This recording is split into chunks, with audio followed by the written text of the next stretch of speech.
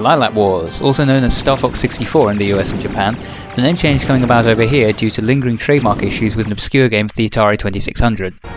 The game is a 3D scrolling shooter.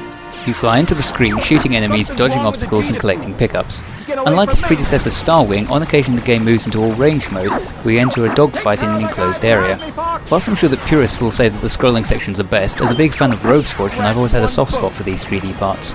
You play as Fox McCloud, an anthropomorphic fox who seems to be the mutant offspring of some unfortunate vixen and one of the drivers from F-Zero. Seriously, go look it up for yourself if you don't believe me. You're backed up by Peppy Hare, the wise and experienced father figure, Falco Lombardi, the moody flying ace, I've been saved by Fox, how swell!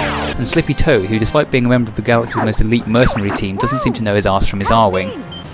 Your ultimate goal is to save the LYLAT system from the evil monkey scientist Andros.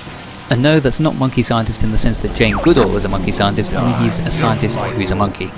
Although when you encounter him he's just a giant floating head and pair of hands, so I suppose at least he can still hold a test tube or throw feces if he wanted to.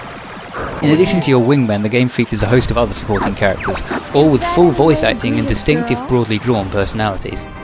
This creates a nice atmosphere of the game, especially on the occasions where you face your rivals, Starwolf, with the taunts and radio chatter adding a level of involvement that would have been missing if the game had submitted to the N64's usual limitations of text-only dialogue.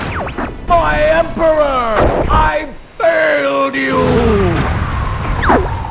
Gameplay in LYLAT Wars is solid and precise, allowing you to lay down rapid fire to take out smaller enemies, or charge up a homing attack which can take out multiple targets at once if you get it right.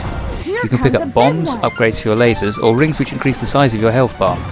To avoid enemy attacks you can also speed up, slow down, loop the loop and do a barrel roll to deflect incoming fire, so basically there's an awful lot of depth in what you can do. The difficulty is also well balanced. It's not that hard, but there are some moments where you really need to concentrate in order to pass. Still, it shouldn't take most players too much effort to get from the first mission to the last in about half an hour. However, if you do this and consider the game beaten, then you're doing both yourself and it a great disservice.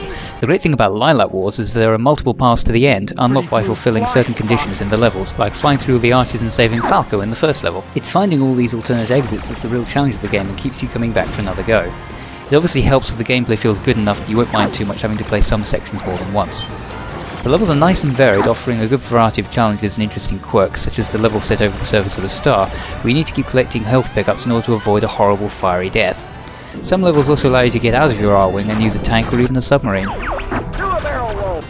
Boss fights tend to revolve around the idea of shoot the conveniently exposed flashing weak point, but do provide some real challenge in figuring out their attacks and provide some of the most memorable moments of the game.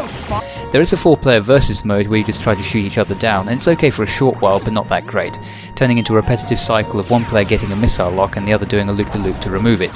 Like its predecessor, LYLAT Wars was used by Nintendo as a testbed for new technology, and was the first game to feature the now standard force feedback. Unfortunately, it hasn't made it into the Virtual Console version of the game, even if you play with the GameCube controller. It's a bit of a shame as I never got to play the original version with the Rumble Pack, but the game does stand well on its own without this innovation. So, is LYLAT Wars worth 1,000 Wii points? I certainly think so. It's an extremely engaging space shooter with replay value ingrained into its very design.